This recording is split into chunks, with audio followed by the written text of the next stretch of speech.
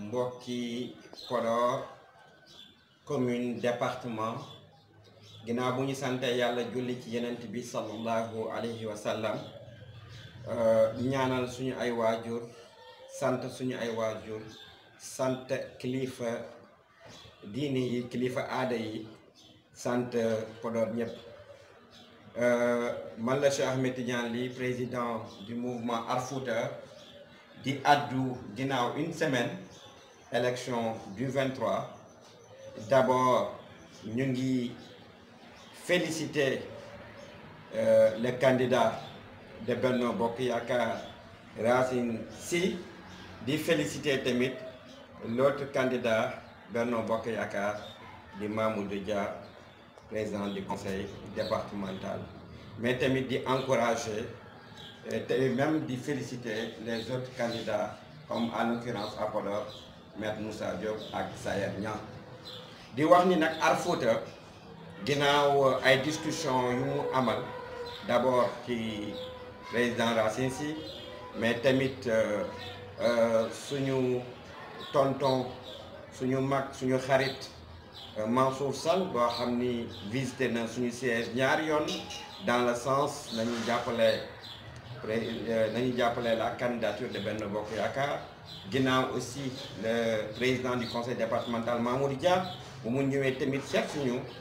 ginnaaw loolu tamit ñun ak suñu ay militants bu ñu diisoo ci loolu ci xool seen programme ak seen orientation mais tamit seen jéego yu ñu def Aar Fouta jël décision jàppale Benno Bokk Yaakaar ci loolu amul benn xaalis boo xam ni Aar Fouta jot na ko ci Racine Sy wala ci Abdoulaye Daouda Diallo parce que moom mooy coordinateur Benno Bokk Yaakaar boo xam ni jot na ko pour jàppale leen mais ñun dañoo xool juste par rapport véritablement ak seen programme ñu xool tamit ñu seet si ñu waxtaan ak ñoom ñu convaincre ñu par rapport ak seen ay kii ñun tamit ñu wax leen suñu vision stratégique de développement fu ñu bëgg ñu yóbbu commune Podor fu ñu bëgg ñu yóbbu département du Podor ñu am ci nag wax dëgg yàlla foo xam ni yaakaar parce que ku xam véritablement Mamoudou Racine Sy par rapport ak jéego yoo xam ni jot na ko def Podor yoo xam ni man jot naa wax dama ko xeeb nag wax dëgg yàlla mais quand même ku def dara mais dina defaat dara kooku puisque am na lu mu jot def ñu am xam na ñi yàlla may na ko am na wax dëgg yàlla moyen yoo xam ni ak relation yoo xam ni mën na ko def Mamoudou Dia tamit def fii benn bilan boo xam ni tamit teg nañ ci loxo président Mamoudou Dia loolu moo ñu convaincre ci par rapport véritablement ak jàppale candidature yooyu di leen wax ni nag tamit Aar Fouta ku xam Cheikh Ahmed Tidiane Ly président bi fukki at 2011 ba 2021 bi ma ñëwaatee Podor ko xam Cheikh Ly mu ngi ko xamee ci engagement am ci Podor ci loolu Cheikh Ahmed Tidiane Ly xaaru ci kenn 2011 ba 2021 maa ngi def ay prêt ci ay banque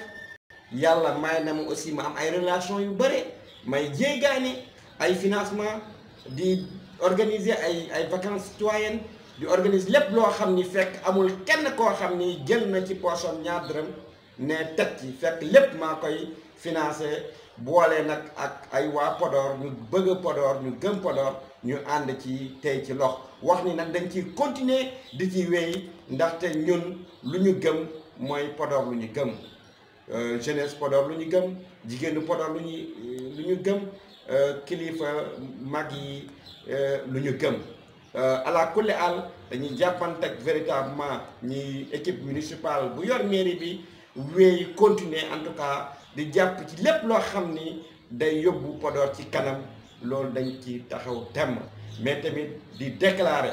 véritablement tey ci bés bi que Aar Fouta nu mu demee woon élection législative 2017 ba am 507 voix demoon tamit ci parrainage teg ci loxo président conseil départemental Mamoudou Dia mooy présidentielle 2019 1637 parrains incha allah taala noonu lay demee participer ci élection législative boo xam ne incha allah yàggul dara dina am en tout cas encore une fois di ñaanal Podor na yàlla jàppale wax dëgg yàlla Podor yàlla jàppale développement Podor yàlla jàppale doomaanu Podor wax leen ni en tout cas Cheikh Ahmed Tidiane Ly président Arfouta nu mu ko defee woon depuis 2011 dina wéy di continuer incha allah bientôt dañuy dem organiser ay journée d'excellence comme ni ñu ko doon defee mais tamit incha allah am na suñuy gan bu ñuy xaar lu yàggul dara président Daouda Ndiaye incha allah dina reprendre activité am ak élection yi la doon pare dañuy indaat encore ay financement teg ko ci ay loxu Podor mais tamit lépp loo xam ni développement ci Podor dañ ci continuer wéy ci ànd ak ñu yor équipe municipale bi mais tamit ak suñu yàlla lu ñuy wërsëgal yépp dañ ko jël continuer di ko jox Podor jërëjëf.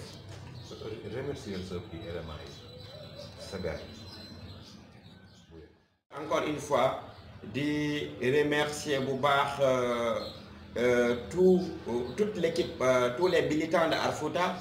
mais tamit lu nekk am na njiit mooy l'administrateur véritablement de Arfouta